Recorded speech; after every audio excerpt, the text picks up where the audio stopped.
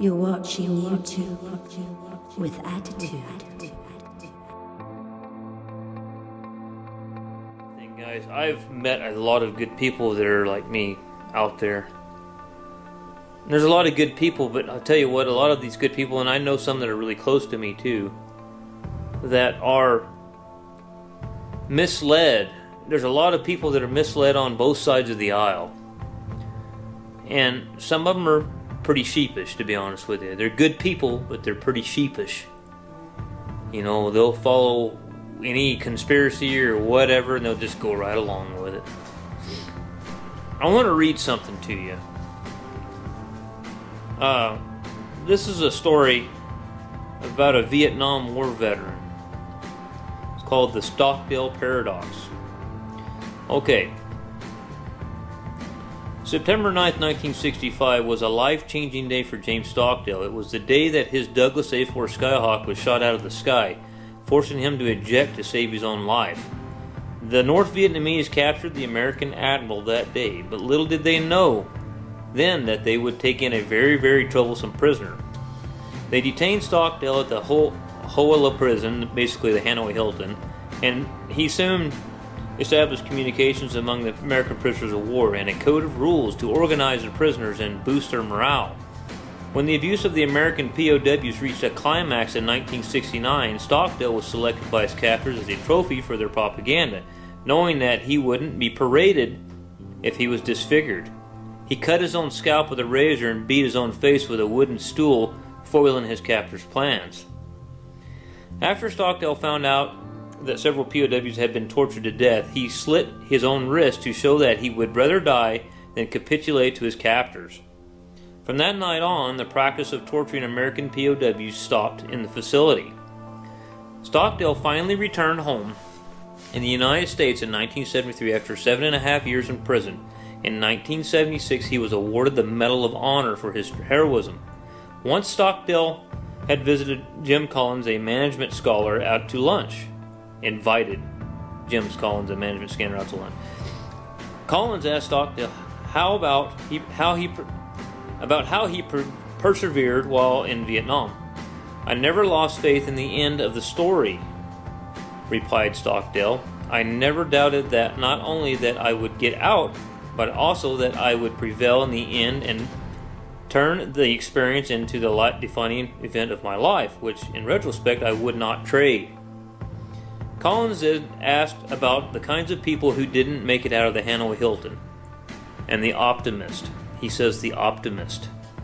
And I've been harping on this with this QAnon crowd and all this stuff going on. These guys are going to kill us. They are. The optimist came to the response, and then Stockdale explained, "Oh, they were the ones who said, 'We're going to be out by Christmas,' and Christmas would come, and Christmas would go. Then they would say, 'We're going to be out by Easter,' and Easter would come, and Easter would go, and then Thanksgiving, and then it would be Christmas again, and they died of a broken heart." After a moment of silence, Stockdale finished his thought. "This is a very important lesson. You must never confuse faith that you will prevail in the end, which you can never afford to lose, with the discipline to confront the most brutal facts of our current reality, whatever that might be." Collins would later codify this into his coaching regime as the Stockdale Paradox to help business leaders who were facing challenges, which is sound reasoning. After all of this thinking can help a soldier survive POW camp, there are very few things it can't help with. History is full of adversity, but given human nature, it's also full of people who have overcome adversity, each their own way. Their stories inspire us at the epic times, is what I'm reading this off of, to stay our course through challenges of our own, and we hope that they can do the same for you. Because one day, future generations might look to us for inspiration, like how we look to Admiral Stockdale today. By then, we hope that we'll have some wonderful stories to tell them as well. So, along those lines of what Admiral Stockdale went through about facing the brutal reality, I want to tell you, there's a lot of people with the QAnon stuff going on in their head about wait tomorrow, it's going to happen tomorrow with this grand plan military coup that the military is going to come in and save us. I'm going to tell you something right now. For one thing, if this was such a secret plan, They wouldn't be broadcasting it all over the airwaves, telling everybody what was going to happen the next day. They would be keeping their mouths shut, and nobody would know anything. The second thing is, you got to think about it. The FBI, the CIA, all these alphabetical agencies from this corrupt government. Guess where they got all this thought process and all this shit going through their head? They got it from college. All of them had to have a college degree to work in these agencies. Guess what you have to have as an officer candidate? A college degree. Do you think the top brass is any better than the FBI and the CIA? They're all compromised too. Now all the lower echelon, the troops, are I guarantee you probably 90% of them are good people, good guys. But that upper top end, forget about it. They went to the same colleges those other pieces of shit went to. They've been brainwashed the same as the rest of them. I watched a movie the other night called Dark Waters, and it was about I'm having a DuPont, okay? And something that so DuPont had in this small town in, I think it was West Virginia, and this old farmer, he had some cows that kept getting sick and dying, and in the end he wound up getting cancer and dying. But anyway, they bought up his brother's property and put a landfill on it. Well, this chemical called PFOA, they were making Teflon with, and they'd found out it's a man-made chemical. Basically, it doesn't break down. It never breaks down. It's in the earth forever. It's bad shit that's in Teflon. Well, they'd lied to it for years. They'd covered it up. DuPont was such a huge company that they could self-regulate because they could buy off the government. They could pay off the EPA. That's all. Everybody that thinks the Environmental Protection Agency and all these agencies give a shit about the environment or give a shit about investigations, it's all about money. Who has the most money? They're all in bed with the big corporations. Anyway, so they were self-regulating. Well, this PFOA wasn't on the EPA's list for regulatory chemicals because they let DuPont self-regulate, and so they didn't tell them about it. So of course it's not on your list because you let them self-regulate. So anyway, there's Teflons everywhere. Teflon's on your damn cooking, your pans. It's in all this stuff. It's on headers of swathers. It's on bell wagons for the. We never had any problems with that stuff. We don't eat the shit. You eat off stuff that come out of a pan. But anyway, getting off track. The people in that area, though, DuPont bought up all the ground from his brother right next to him, and there was a creek running in between them, and basically they turned it into a landfill, and they were taking all their PFOA solid waste in 55-gallon drums and burying it and hiding it from everybody, and it poisoned the water. It got in the creek, it killed all his cows, it gave him and his wife cancer and killed them. And just watch the movie. But something I wanted to say to you, that the lawyer said this was way down on the end when DuPont had gotten in bed with the government, and the lawsuit wasn't going very well because DuPont was buying everybody off and stalling, and they had millions and millions and millions of dollars to throw at lawyers and big fancy lawyers to stall the justice system. It's the justice system's all about money, people. It has nothing to do with justice. This country's so fucked up anymore, it's just unbelievable. I think it's just too far gone. It's a rollaway train, and the brakes went out a long time ago, and we got a sharp corner coming up ahead. Anyway, that lawyer said to his wife, because he was discouraged about what was going on, and she followed him outside. They were at a restaurant somewhere eating in, because he had gotten a phone call about how they had did another stall tactic, with big money. Anyway, he looked at his wife and he told him how corrupt the system was, and he goes, "I never knew it was this bad." He said, "The first day that I met that farmer with this case," he said, "the first day I met him years ago," because this case went on for like 10 or 15 years or something like that.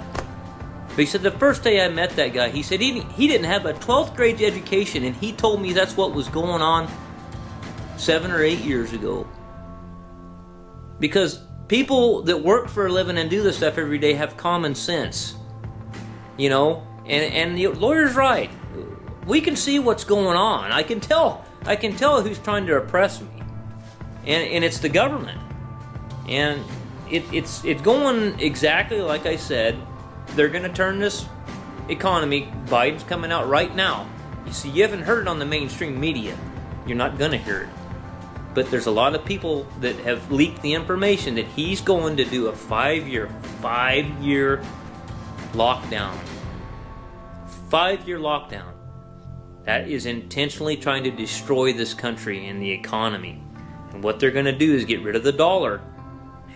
And if you haven't looked it up and you think that I'm full of shit, just start looking up the Great Reset. Start studying the Great Reset. I'll put a bunch of links in the videos where I can find them. Agenda 21. This is what's going on. And all I'm saying is, people, I'm tired of the QAnon stuff and the passivity, which is intentional disinformation to pacify the public so they won't rise up and take control of this situation. Because I hate to tell you, the military is going to be used against you. It ain't gonna help you. They're going to be used against you. So, anyway, all I can say is, how did we get here in 1776? That's all I'm going to say. There's the way we got here and got this country, because we got tired of the shit. So I just had to make that video, and of course there's no way I could put this on YouTube because they'll definitely shit can the whole channel for this, because they don't like the truth. Because YouTube knows what's going on. They don't want you to know what's going on. If people were such liars, they could disprove everything they said, and everybody could just say, that guy's a kook, he's full of shit. The thing is, we can prove it.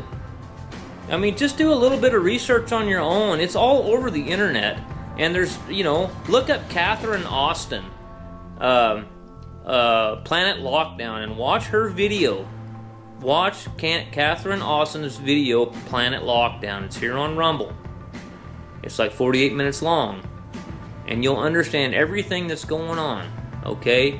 You guys turn off that X-22 garbage. Turn off all that bullshit.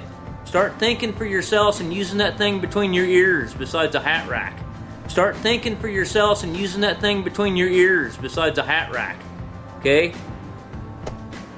You got to use your brain. Start thinking for yourself. Start thinking for yourself.